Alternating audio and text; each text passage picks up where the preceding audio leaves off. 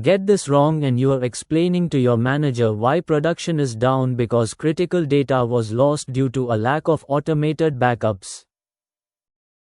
A real-world scenario that plays out all too often is a Linux admin who has not automated backups, resulting in the loss of critical data. This can happen due to a variety of reasons such as a disk failure, accidental deletion, or even a security breach.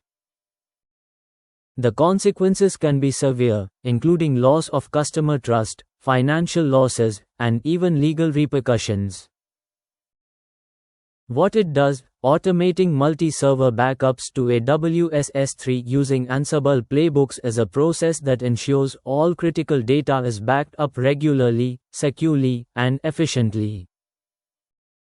This process involves creating a playbook that defines the backup tasks, scheduling the playbook to run at regular intervals, and configuring the backup settings such as encryption and retention policies. Command, example. Breaking it down. The playbook consists of several tasks that are executed in sequence. The first task installs the AWS CLI on the target servers.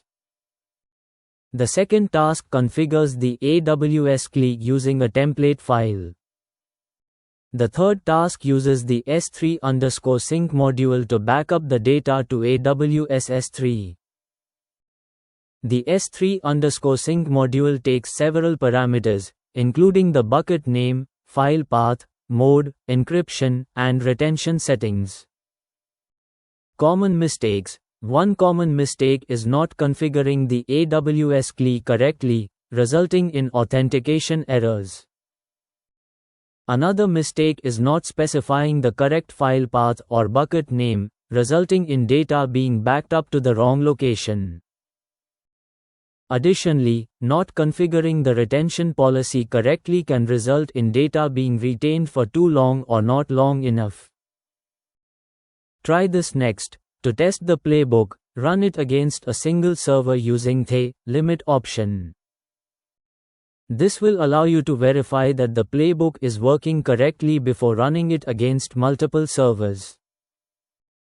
Additionally, you can use the check option to run the playbook in dry run mode, which will show you what changes would be made without actually making them.